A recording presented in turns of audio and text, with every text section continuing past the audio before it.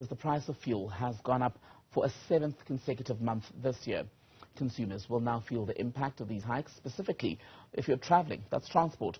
That'll cost you more, whether it's yourself or your children. Let's talk with the president of the South African Scholar Transporters Association, Ntokozo Khumalo. Mr. Khumalo, a very good afternoon to you. Thank you for your time and your patience. So, petrol prices have gone up by more than R2.30. The same with diesel for a litre. How will you survive? I'd like to greet your viewers and thank you for this opportunity. It's very, very difficult for us as scholar transporters to say how will we survive, because you will remember that on COVID-19 2020, when the pandemic began, we were the first to close since the school closed at March 16. So that day we started to be affected by the petrol price and everything else, because we had to stay and not use our cars for 6 months. And then when we came back when the Department of Education has decided to change the way of schools learning. It was a 1 day in, 1 day out, or it was a 1 week in, 1 week out. So that also caused a strain to us as the industry. Now, coming to this year, having the fuel hike has gone up 7 times.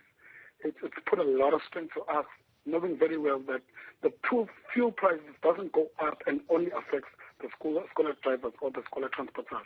It affects everybody in South Africa. Now, we don't have anybody else to turn back to other than the parents, knowing very well that the parents are also in strain because of the petrol prices.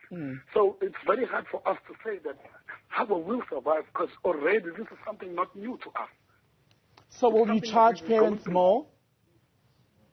We have no other choice but to do so, from 50 Rand to 200 Rand, depending on the distances and the region where the transporters are transporting to.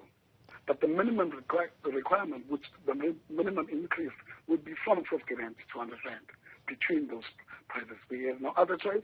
We ask that the parents, bear with us, because the government is not helping us by any chance. So when you hike these fares for scholar transport by between 50 Rand and 200 Rand, by your calculation, on average, how much would a parent pay for one child? By our average, we made it as to 75%, which means a parent per child will pay R6.50 per day, per trip, which means from school would be 7 Rand and to school would be 7 Rand. And what happens now, because most parents will also say they can't afford to drive their own cars because they too can't pay for fuel at the current rates. Their children still need to get to school, but if they don't have money, that then means that some of your members are at risk of their businesses collapsing, right? Yes, that's the case. Already we feel as if we are volunteers, because right now we are paying a cost of 10,000 Rand for petrol a month. Now, you would remember that the parents don't pay in one day. Some parents pay in the beginning of the month, some pay in the 15th, on the 25th, and so on. So you don't have the amount of cash with you. And you find yourself in the middle of the month that you have to have for petrol, because the parent is standing on the grounds of that he or she paid a full amount.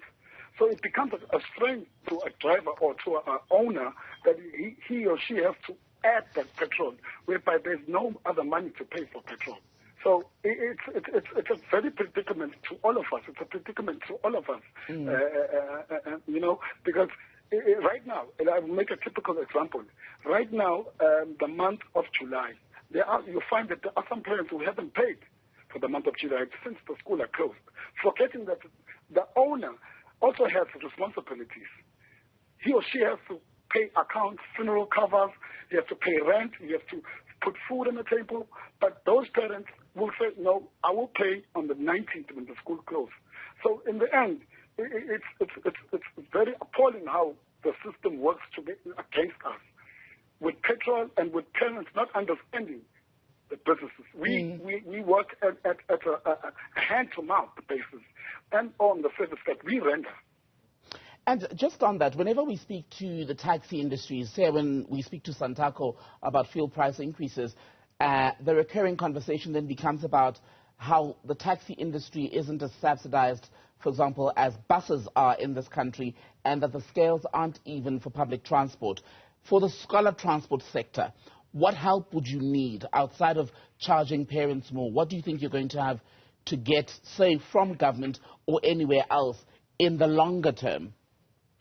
Okay, then I'm pleased with that question because, as I've mentioned from the beginning of 2020, we've been writing letters to both Department of Education and Department of Transport to say, no, we need to sit down and have a sit down and be part of stakeholders so that we can also have our input as to how this industry could be, regulated. You must also remember that this is a huge industry. We have so many members around South Africa in all of the nine provinces doing this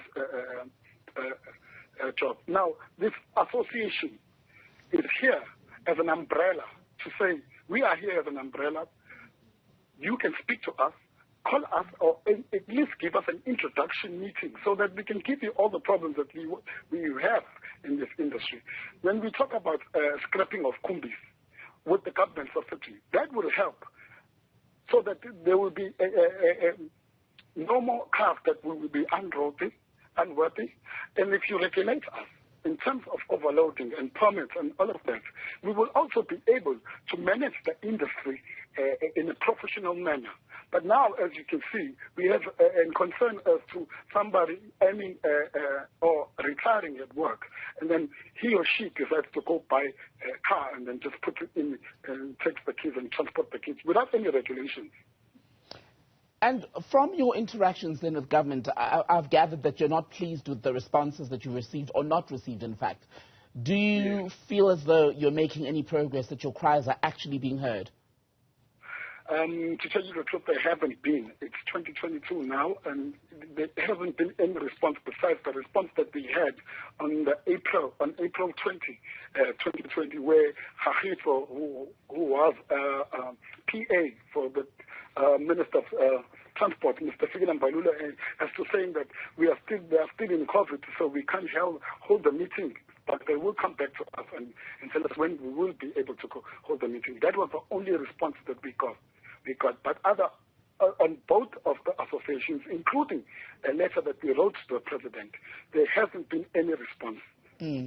Well, the departments always say that they're also cutting down on other needs because times are tough, and there's been a tightening of belts because Treasury says they need to spend less.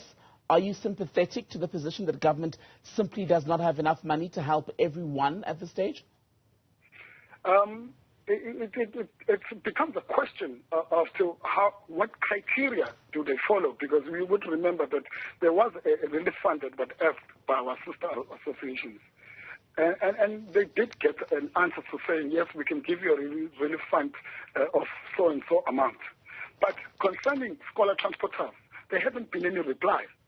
So when we come talk about fees or funds, we are still unhappy with the reply that we got when the minister made a conference and came back to us and said that he will not attend us because we are gambling with children's lives. And it was so devastating to us to hear that the Minister of Transport can only answer us in those words. We were part of South Africa. We were still hurting about the words of the minister. Ntokozo Khumalo, thank you so much for speaking to us, President of the South African Scholar Transporters Association.